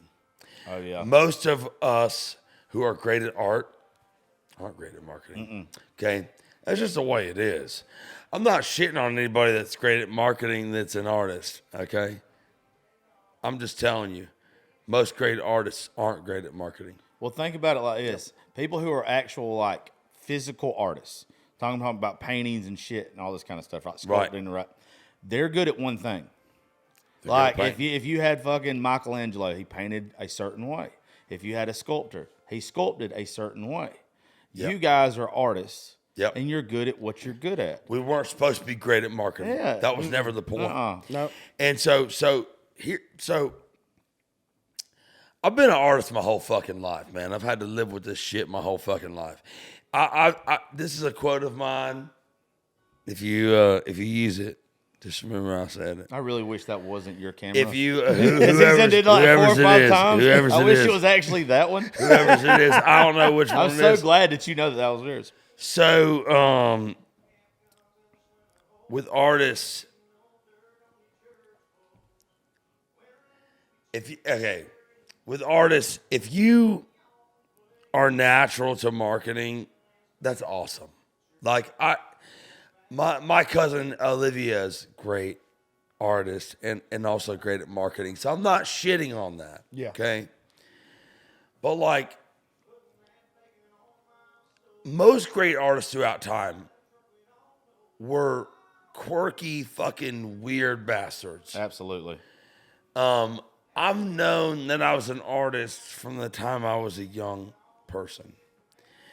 And marketing and business are not the fucking things that I thrive at. Or I'd be a fucking rich business person. Yeah. You know? Yeah. Because I'm driven and I'm good at whatever the fuck I'm driven at. You know? So like, if my drive was business, I'd be a fucking millionaire. You know? You know why you're like My that, drive is not business. My drive is fucking art. You know why Yeah. you can't do anything else and you're like that though? Is because whatever song or whatever you're writing, you're so passionate about it. You don't want to have to play off another gimmick for your song to be acknowledged. You want it to be, I want to be acknowledged on the talent of the just how good of a fucking song this is. If I've got to go take a fucking picture or I got to do a TikTok or I got to do something else just so you acknowledge how good this is, it makes you feel like you didn't do a good job. It makes you feel like, fuck, it hurts your fucking feelings. There's definitely an element of that. That is what. But even what as hurt, we know that that's part of the job, and we'll go take a picture, or we'll go make a video, wherever. But like the guy that is okay. I'm not trying to be a dickhead here, okay? But I don't care if you are. Why would you be a dickhead? I don't care if you are. My motherfucking show. We good, baby. The first thing I fucking think of is Warren Ziders. Yeah. He was sitting there like, wait, which one's my camera? That one? Okay. Warren Ziders sitting here like this. He's like, hey, I'm going to sing a song.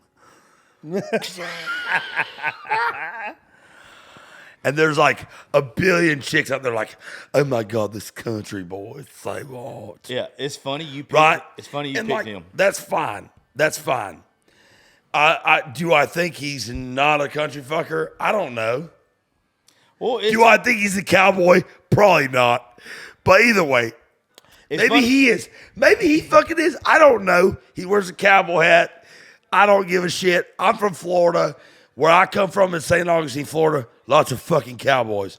I don't wear a cowboy hat for a fucking reason because I ain't one. Well, and I got a lot of friends that is. The reason why so I don't wear a cowboy hat for a reason. The reason why you probably don't like him is probably the same reason I don't. When I look at him, when I hear him, he's got his big blue eyes and he's like, he's obviously out there killing it. Like nobody can take that away from him. Like we're just not fans, but it's because we don't fucking believe what he's doing or whatever the fuck. I don't believe nothing he sings. I don't believe his appearance. I don't believe nothing about this dude. But there's a level of respect I could say I have for him because he's obviously I do too, it. and I have respect for him. Absolute respect for him. But I don't believe a fucking thing he does. But I feel like there's this line where that shit is like, that's cool. Chicks like it. It's on the socials. And actually great fucking artists aren't great marketers. That's what I'm saying. Yeah. The fucking guys that are great marketers, that's who's big. Yeah. And that's not fair. The motherfuckers that are great artists aren't great marketers because we're worried about making great art. That's all I'm saying. Since we're talking about like the TikTok thing, so do y'all know the scoop on now that there's all these major labels are pulling all of their artists' music off of TikTok? Yeah. That's Universal. I read about it the other day. Universal, they said it like they were tired of the artist wasn't getting people taking the artist cut jet. Yeah, there's got to be something else. None of these big corporate labels give a fuck about you, so there's got to be something else where they weren't making money somewhere. Well, I just figured, but they'll disguise it as that all they want. What, Justin? I figured that it was like maybe it was probably that it was like they're not making, because at the end of the day that would be the only reason why they would do it, is they're not making money off of it. They can't make anything off of it. But then I was like, well, and then I seen Craig Campbell had just put out that statement about why and what the hell is the deal with Nashville signing all these TikTok stars that just can't hold their shit. It's because of what Ryan just said. But that shit matters with fucking selling. It's a business. You gotta fucking sell shit. And guess what? Guess who's buying shit? People that watch TikTok. People that see the Warren Ziders of the world and the whatever, you name it, White Flores of the world. That's who's buying shit. That's who's contributing in the market. And that's who you have to fucking, as a business person, which I'm not. But trust me, I'm not either. I know that as a business person, that is who you have to sell your fucking product to. Well, look at it like this: if you were signing an artist, if you're in their seat, if you're in the fucking producer seat or whoever, the owner of the label or whatever, if you were in their shoes, what is easier for you, to get an artist who doesn't already have built-in marketing, or to get an artist that, whether they're less talented or what from the other person, than somebody who's actually talented, because their marketing is already built in? Yeah. you're skipping a step by signing them to where, oh, they're going to spend a year or two with somebody else developing them to where somebody, oh, you got a following on social media. But I really do think that's 1 in 100, though. There's going to be a lot of people that lose a lot of money just signing somebody because they have a following on social media. We've all heard those people in person sing, or a good bit of them. And some of them, you're like, the fuck? What I can't stand about a bunch of them is if you build a following and you didn't do country music before, any type of music, and then all of a sudden you're like, oh, fuck, I've got a following. Why don't I try to be an artist now? It's kind of a fucking slap in the face to everybody that has grinded and paid their fucking dues and worked their ass off. I can't stand that shit. It goes back to the thing with artists and people who are good at marketing. Look, you can have great style. Like, I mean, this man has great style. This is oh, you ain't lying. That's a smooth motherfucker. But he's also a great artist. You can have great style and not be a great artist. Yeah. You can have great, there's all sorts of things that work on socials that don't necessarily make you a great artist. Yeah. So you can go in and have this following off of, I mean, you can go into a studio. I'm a producer, dude. I can come in and make you sound fucking great if you suck dick. I do this. Like, I know exactly what goes into making someone that sucks ass sound great. So I'm just telling you, I can make someone that sucks ass sound fucking great. What makes the person that's great at marketing different from the person that's great at art? Not a lot anymore, because I can make your marketing ass sound like you're great at art. I think there's huge. You know what I'm saying? I think the longevity is different. I think that you'll have these people that there's going to be a shit. I used to have the one-hit wonders or whatever, all that kind of shit. Right. I think you're going to have a lot of flash in the pans that have a short term of success, to where you guys and people that we actually admire and look up to, it might take you longer to get there, but once you're there, you have staying power. But in this modern world, will there even be long-term success anymore? Well, yeah, absolutely. I think that there's. I don't think it'll be as many. Shit's changing every 5 years. The world looks completely different every 5 years now. But think about those people that have wrote those all-time songs that we've always listened to. That shit ain't never going away. That's why I feel good about the Riley Green cut that I have, because in a world where shit that mattered 5 years ago doesn't matter in any way, shape, or form anymore in media. Shit that mattered 5 months ago doesn't matter anymore in media. Yeah. So, like, in a world of shape shifting and changing media, I have a song where I wrote that, like, with Riley Green. And he's not the biggest country artist ever, but that song in particular, I have people come up to me and tell me how it impacted them when they were in high school or whatever it is. And I'm like, damn, I wonder how many songs going forward will even be able to have that kind of impact. Because shit is like, if you do something 5 weeks from now, no one gives a fuck. Think about like it's insane. How many of your favorite songs was never a single on radio? Tons. A bunch. Okay? Tons. That's the point. A great song is a fucking great song. You're going to have that shit. You have people that are going to have short-term success. But one of the things that I love, and I try to push this with the younger artists that come around, and that just anybody that's around me or whatever, you have people that have temporary success. Do you want temporary success, or do you want a legacy? Do you want to be that guy or that woman who writes a song that in 10 fucking years, 20 years, has the same effect on people as it does right now? Or do you want to be somebody who's writing shit? And I understand it's a job for you guys. So that's all I ever wanted. That is all I ever wanted. You got to write shit for mailbox money. I get it. Like, you've got to do it. It's a job. I never approached it like that, though. I approached it exactly like you're talking about. And that's all I ever wanted, and I got it. Bobby and I got it. The first show I ever did with Bobby, when we went to see Gail when he had the shave coming out. Yeah. He said something that I quote to the fucking young guys and girls all the time that's with us. He said, you got to write one great song before you can write a lot of good ones. Yeah. And that's how I think. Like, but it's also, I hear songs that you guys hear and the stuff that, like I just said, our favorite songs ain't even a fucking single. Yeah. That was 30, 40 years ago. Yep. You're not going to have a lot of that anymore. The only people I can really think of that's right now that's doing it to where I could really see myself listening to in a couple years, 20 years, probably Eric Church, probably little Luke Combs. Morgan Wallen's got something that I just really fucking like. I don't know. Like, there's something I really dig I about do him. too. Yeah, But who else can you sit here and say? Because Culture Wall. Yeah. I'm a big Culture Wall guy. Yeah. I Sturgill fucking Simpson. love his shit. Like, Culture Wall, like, and I love Sturgill and I love Jason Isbell. Oh, fuck but yeah. dude, like, on a just I like old Isbell. I don't like on new a Isbell. random What the day fuck? where because I listen to a bunch of genres. I don't just listen to country, man. Okay. That's another thing with this business. Like, I'm a country fucker from goddamn a small town, but Well, I you like all kinds of shit. And when I'm like, I want to hear country, I ain't putting on Luke Combs, okay? Yeah. I'm putting on fucking Culture Wall. Or I'm putting on Brent Cobb.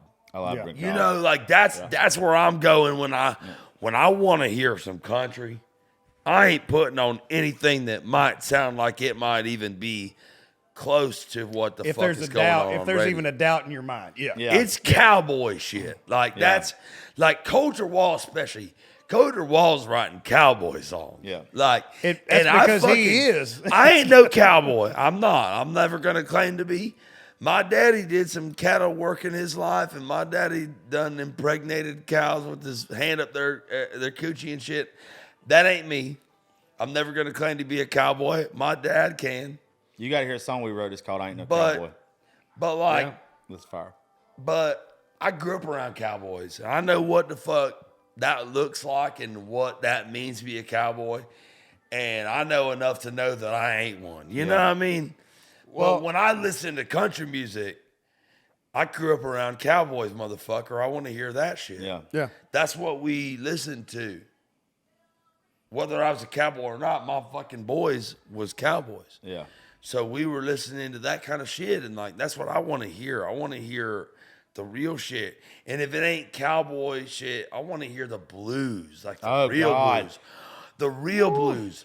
Or I want to hear 90s Alan Jackson, George Strait. Like I want to hear something that's real. Okay. The go. I on don't with your- give a fuck about anything that's coming out right now, to be completely honest. To I go don't. with your point there, though, that's all stuff that you grew up connecting with. Mm-hmm. That's why you'll always love it. But everything that you just mentioned there, it connected with you on such a deep fucking level that you'll never be able to forget it. Right. And the new songs that are coming out, think about, there's not anybody that's going to, how you said a while ago, 5 months ago in social media, don't matter now. Some of these songs that are coming out, who's probably the biggest or one of the biggest people right now on radio? Stapleton. Okay. Name Stapleton's. I do love I love Stapleton. Stapleton, but name his last 3 singles. I remember Millionaire. Okay, but that's probably going back. But I ain't listening to any record, to be honest. I don't listen to any music. What are you listening to? To facts, yeah. That's a a badass great song. one. But the thing is, it doesn't matter if it was 90s rap, 90s country, or whatever you grew up on. There are certain songs that have staying power. Yes. They have a legacy. And those artists that are putting out those songs that are focused on legacy instead of what's just currently good, you write something that's currently good, you're going to get acknowledgement for it. Yeah. But do you want acknowledgement now, or do you want to say, I got an all-time But now fucking in this song? business, if you write shit that's got legacy power and staying power, no one gives a motherfuck because the radio runs off of, they have formulas and goddamn Tempos. And they have the whole shit to say what's gonna be a hit and what the fuck I'm writing and what the fuck you're writing ain't no hit. But Well, go ahead. I'd never they won't even allow realized it. this. What'd you say, Justin? I'd never even realized this until about maybe a year and a half ago. So I've been at Seagill almost 2 years. And I didn't realize this until I think I was with Mark Irwin or somebody like that. Speaking of old I Alan love Jackson, Irwin, me dude. too. I did some vocal demo vocal cuts for him. I Dude, love me that and guy. him and Tim Nichols wrote a son of a bitch this Shit, 2 or yeah. 3 days ago. That's a great guy for you to be teamed up with. Yeah. And so we were sitting there talking about this song that we had wrote and I'm pretty sure it was Mark, and I love Mark to death. He's such a great person. And he said when it came to when you're pitching songs, if your song plugger is pitching these songs to these artists or whoever who their contact is, who their go-to is with either the label or the artist directly or whatever, they said that they will look at the song name, and if the song name is not really that enticing, they'll pass before they even hear the fucking song. Yes. Well, see, here's And that kind of crushed me. I'm like, so you're not only saying that it's hard for us to even get the song to somebody that they'll like. If they don't even like the song name, they might not even listen to a song that means a lot to me. I would do the same You thing know, if like- I was getting songs pitched at me, though. I mean, If I didn't like the title of it, I'd probably be like, I'm good. What you got? I know this is probably going to be completely against the grain of how it's supposed to be done, but if I was an independent artist, I think what I would do is I would write the shit that I absolutely loved. That's all I would write, and I would put every single thing that I do on social media. And I would just blast it and blast it and blast it until I wrote the next best thing. Because, you can look at people I'm just going to take Tyler Childers. I like Tyler Childers. 5-6 years ago, nobody liked Tyler Childers or Zach Bryan. Nobody gave a fuck until they did. Right. Like Brian Martin and me are buddies. I know y'all know Brian. I love Brian. He showed us not long ago, probably beginning of last year. We were sitting at Live Oak with him before he played one of my shows. He showed us his Spotify. And from 2017, it was flat. 2018, flat. 2019, flat. 2020, flat. And then one song. He had been putting out music. He'd been writing the same way. But it took one song, and then all of a sudden, everybody goes, views your back catalog. They listen to it or whatever. But he remained doing him. And I think that's what happens. If you're talented, it just takes so goddamn long. It takes That's how fucking this long. record I'm about to put out. It's been fucking 10 years, Nashville. It's about time. But I think, though, if you stay true to you, then eventually it's going to come back around. There are people now, let's be real. There are some motherfuckers that they ain't never coming. And it's sad. It's sad because they busted their ass. But there's a couple of them that just ain't got good friends They to tell usually them. figure it out after a little time. I mean, I look at it as I've always said this: if it was for the want to, Yeah. if it was for the want to, you'd have everything you ever That'll fucking be wanted. good. Well, Yeah, I'll that'll be good. tell you this. This is one reason why I wanted to do the show with both of you guys. Is first time I heard Justin, first time I heard you, same effect. I knew that something was different. Yeah. We knew you was a bunch of assholes. I know. I'm a fucking asshole. I'm the biggest probably fucking dick in this room probably. But I've heard the shit you've done, and I connect with it. First time I heard you do fucking is it way back? Way back when? Way back when? I fucking sat there and I was like, what the fuck? And then it wasn't the truck. I have fucking bump. It wasn't the truck all the time. And I know some of the stuff that Justin, I don't want to give any titles of it that he's played for me because stuff's getting released soon. Yeah. But same fucking thing. Right. And I think I'm a good enough connoisseur now of what good music is. Yeah. That it's even when you have a great round, you guys stand out. And I know that if that doesn't, we all look at people and be like, if they don't make it, I'm fucked, right? You guys probably, it might take longer because you don't fit the image of what everybody else wants. But there's no doubt in my mind, people like y'all are going to write a song that is just going to knock everybody on their ass to where you ain't got to be great at marketing because it's so fucking good. How long did it take fucking Stapleton to actually break through? Yeah, 20 fucking years almost. Well, I mean, I walked up into his 21 office. years, actually. 94, he moved here. I think I was reading about he moved here in the early 90s, 94. And Traveler came out in 2015, so 21 years. Well, I mean, shit, White Horse that he just won a Grammy on last night, he wrote that song 10 years ago. Yeah. There's no telling what And he's got dude, fucking I've put actually back. been, I literally said that earlier. I said the exact same thing. I used to look at the shit that I had done in the past and go, well, I'm way better than that now, But actually, Stapleton inspired me in that way to go, don't write off the shit you did previously, Go back and take that shit seriously. And I went and started looking back into my back catalog from years and years ago. and I found some fucking great songs, dude. That might be more relevant right now than they were. Then. Yeah. Of course. And I'm like, I get it, Stapleton. I finally get it. Because I'm looking up songs I wrote 7-8 years ago, and I'm going, damn, that would I think you just got to remember, just because the fucking world don't tell you it's a great song, don't mean it ain't a fucking great song. Right. It just means the world ain't fucking listening yet. Well, Right. and this is what I've said. You know, I told Wade this yesterday when I was at his house. My friend Wade. Wade Sapp? No, Wade Williams. He's Okay. he's moving to Guam in a week. He's going down there to do all the power line stuff. He repairs high lines for a living, and so we were hanging out yesterday. He was like, "Hey man, come get some of this." He's my neighbor down the hall in Midtown, and he goes, "Man, come get some of this shit. I don't want to have to take it with me." And so what we were talking about was like that, how hard it is, like song wise and back stuff, that like the Stapleton stuff and all this stuff, and having a song and blasting that one song like you're talking about, it was kind of everything wrapped up into one conversation. Yeah. But going to, you're saying, it's taking this long, I hope it works, all this stuff. And I've been here, this is my 8th year, I think. I think this is my 8th year. And everything that you just said and we've been talking about in the last 5 minutes was all wrapped up in this same conversation about how hard it is to make it. Some of you don't have it. Some of you will never have it. Some of you, and we've been writing songs and we've been doing this most of our lives.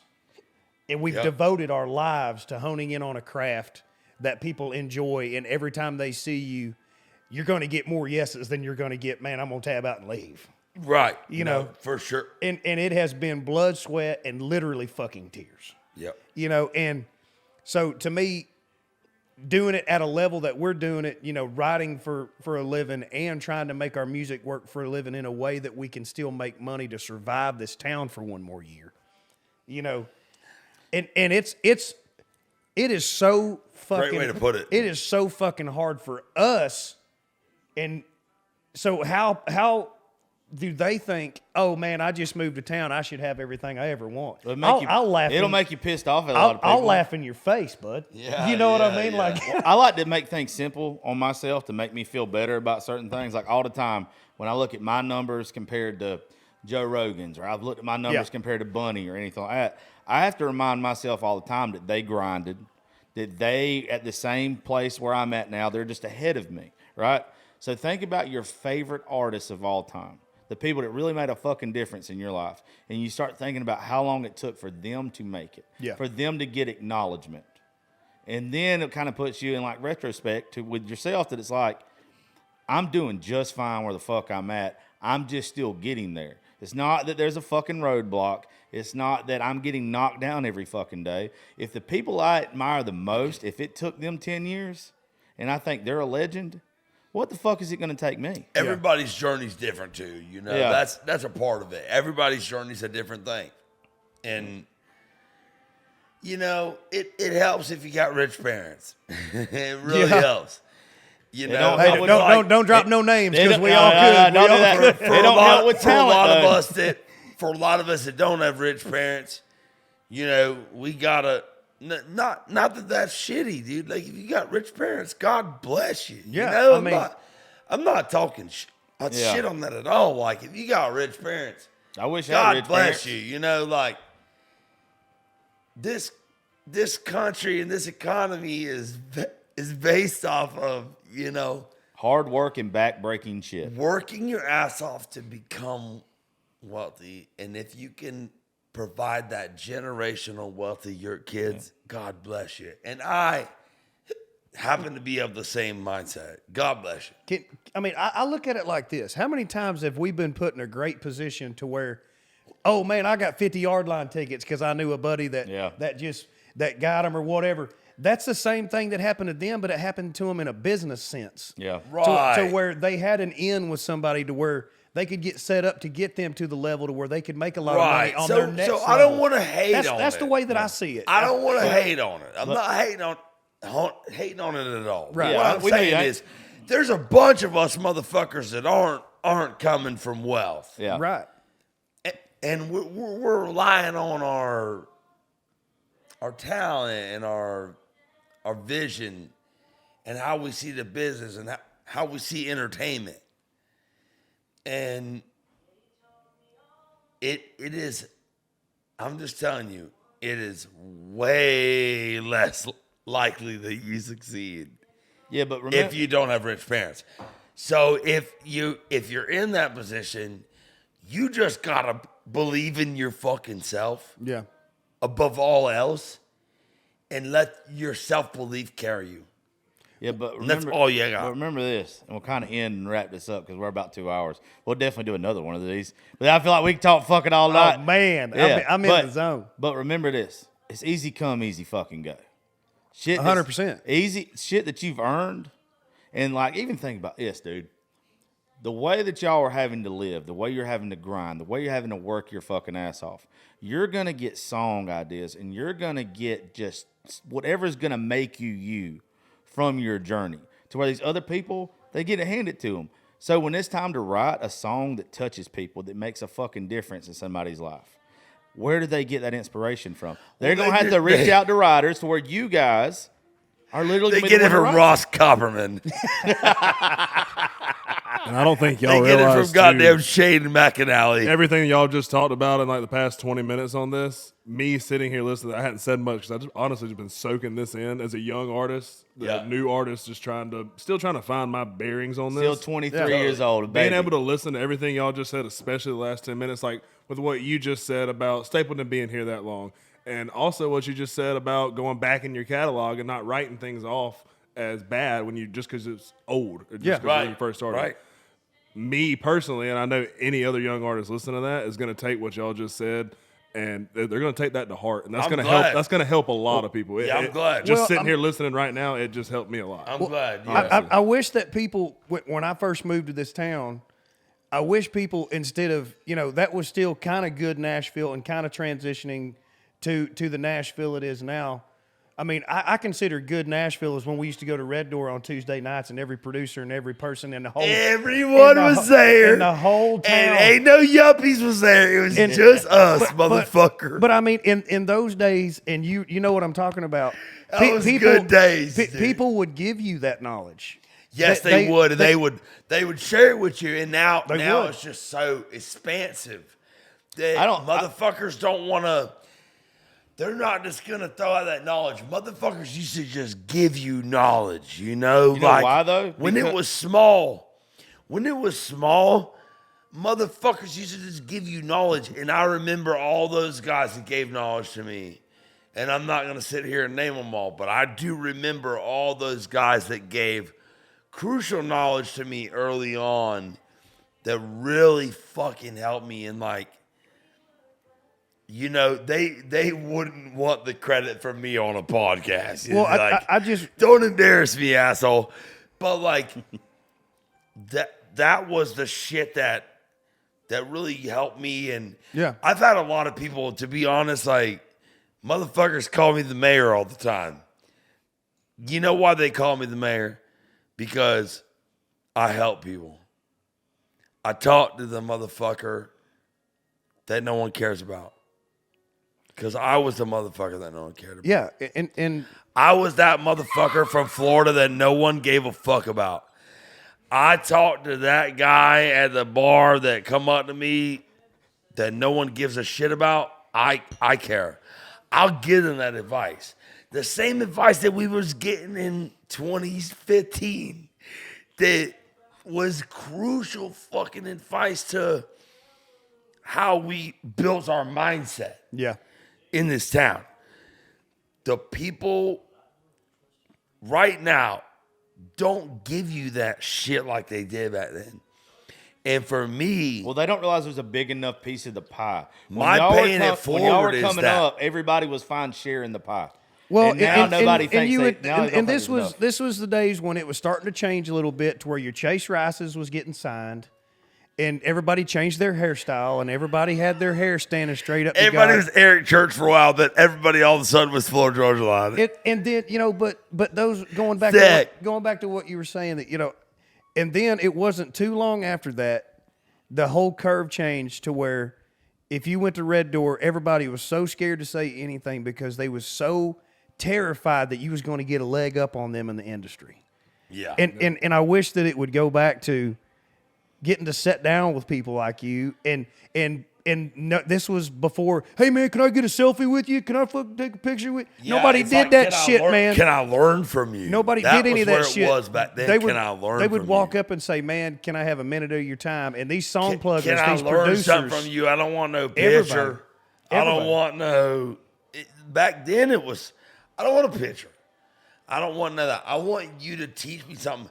You know who was that guy for me? And I'm gonna give him a shout out. Still wish it was Rob Cameron. Williford was that guy for me. Yeah. Like when I was Yeah. young here, you know, and me and Job Fortner became really He great is friends such a early fucking on. beast to me.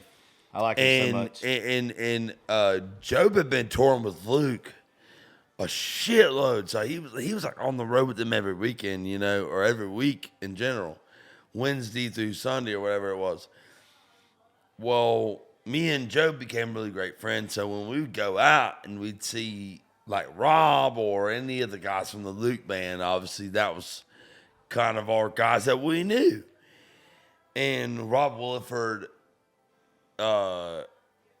offered me a lot of advice on things that I asked specifically of him, because he's a quiet guy. He's not just going to come out and just like give you all the shit, all the cheat codes. You got to ask the right question to Rob Williford. And I'm the king of asking the right question. I love to do that shit. I feel like you've asked a I couple studied wrong ones, history too. in college, you know. I love to ask the right question. And I asked the right question of Williford a bunch, and he taught me so much. And that was at a time in Nashville where motherfuckers would teach you, you know? It's different. It's a little different now, I would say.